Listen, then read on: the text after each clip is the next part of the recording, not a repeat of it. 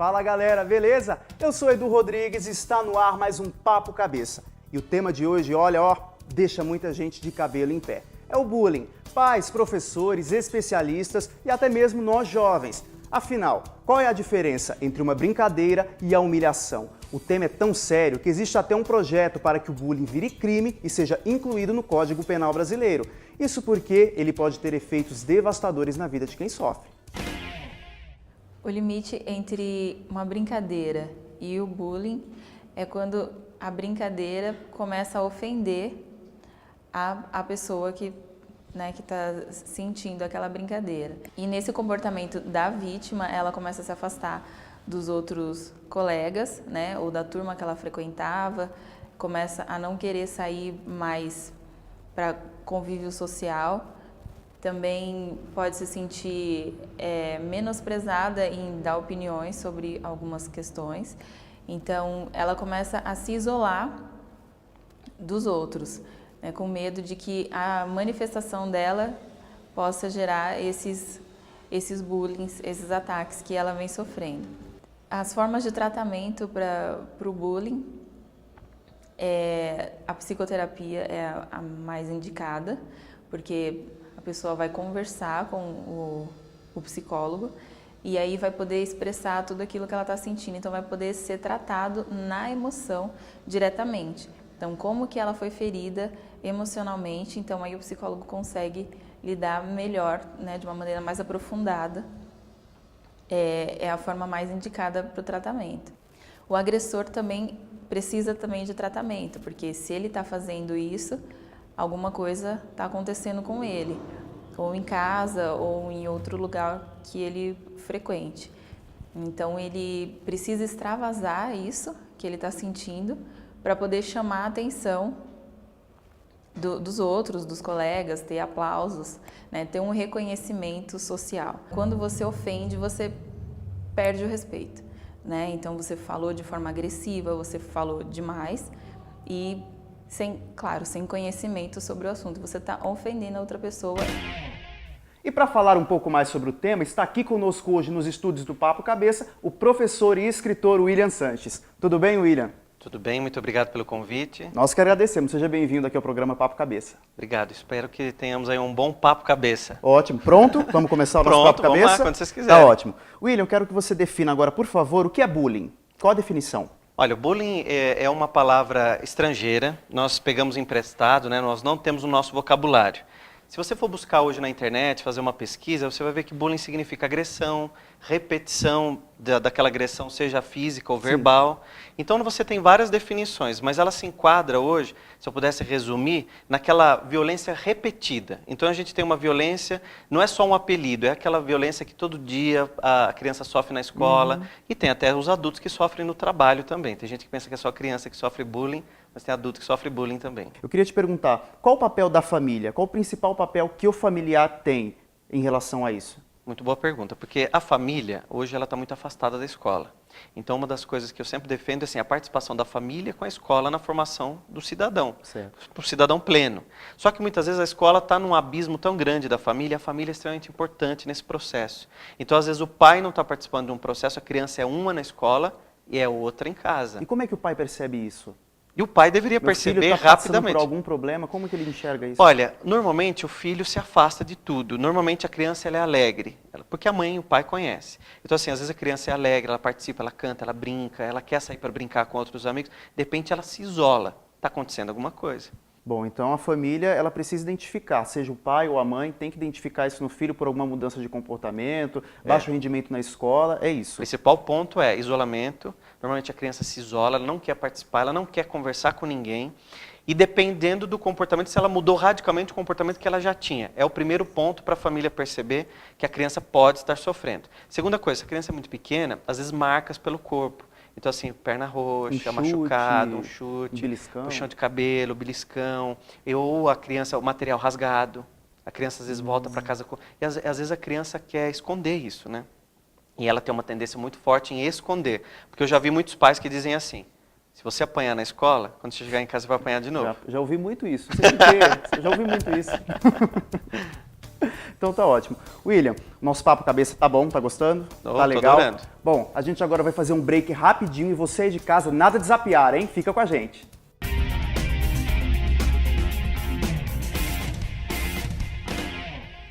Fala galera, estamos de volta com o Papo Cabeça. E quem está aqui comigo hoje é o professor e escritor William Sanches. Nosso tema de hoje é o bullying. Existe um projeto para que o bullying seja tratado como crime, até mesmo aquele que é praticado pela internet. Eu queria saber a sua opinião a respeito disso. A gente tem o bullying, nós estávamos conversando, que é a questão da violência, da agressão física, verbal. E o cyberbullying é o mesmo bullying praticado através da internet. Então, que não deixa de ser também, às vezes estraga a história de uma pessoa. Então a gente tem aí adolescentes que muitas vezes, por conta de um problema, de um namoro, de uma amizade mal resolvida, ela de repente resolve destruir a outra pessoa através da internet. Então ela faz montagem de fotos, ela coloca histórias inventadas, ela cria hoje nas redes sociais um perfil inventado com outro nome para agredir aquela pessoa. Então o cyberbullying é aquela agressão que sai da sala de aula ou da universidade e passa a ser através da internet. Se estende, né? Se estende e destrói a vida da outra pessoa. Então aquilo, nós já vimos muitos casos, por exemplo, de famílias serem envolvidas em todo o problema. E aí você parte da esfera educacional Sim. e vai para a questão da justiça, né? Porque não deixa de ser um crime. Então você tem várias coisas embutidas ali. Às vezes a gente tem o exagero de, além de cometer o bullying na sala de aula, que é aquele apelido, aquela Sim. agressão, às vezes durante a própria aula, ali pela internet, pela rede social, a pessoa também praticando, espalhando para quem está E o fora. outro está curtindo, está compartilhando, né? E está acabando com a vida do E às outro. vezes não está curtindo coisa boa, né? Está curtindo Não, coisa nem ruim, sempre, ajudando a nem espalhar que sempre. não é tão bom. Tá certo. Bom, William, eu fui até as ruas de São Paulo para saber um pouco a opinião do pessoal sobre o bullying. Vamos assistir o VT? Que bom, claro. Vamos lá, então. Bullying. Eu tenho certeza que você aí de casa conhece alguém, sabe de alguém que já passou por esse tipo de situação. E é por isso que a nossa equipe do Papo Cabeça veio até um grande shopping na Zona Oeste de São Paulo para falar sobre o tema. Vamos lá? Eu tô aqui hoje com uma galera animada, tudo bem com vocês? Tudo certo? A gente vai falar sobre bullying. Isso que tem causado tanta polêmica dentro de casa, na escola, nas ruas. Eu quero saber, vocês sabem o que é bullying? Qual o seu nome? Meu nome é Leonardo. Acho assim que bullying é agressão verbal ou física causada mais de uma vez com uma pessoa. Ela se sente humilhada, depressiva e etc. Entendi. Mais alguém sabe o que é bullying? Qual que é o seu nome? Meu nome é Danilo. Bullying é a pessoa que se sentir superior a outra, xingando, humilhando, agredindo a imagem de outra pessoa. Alguém de vocês aqui já sofreu bullying? Já foi vítima? Tá legal. Qual que é o seu nome? João Vitor. João Vitor? Conta pra gente como que foi. Quando eu era mais novo, ficava passando na escola e o pessoal me chamava de gordinho. Gordinho, você tinha quantos anos? Todos, sempre fui gordinho, Você sempre foi gordinho? sempre. Isso te chateava? Como que você se sentia? Eu me sentia gordinho, eu me chateava. Você se sentia gordinho mesmo, né?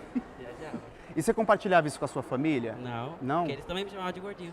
Ah, então era o bullying dentro de casa e na escola. Todo lugar que eu ia. Certo. E hoje você se sente assim? Quando alguém te chama de Não. gordinho? Não, mas você não é gordo, né?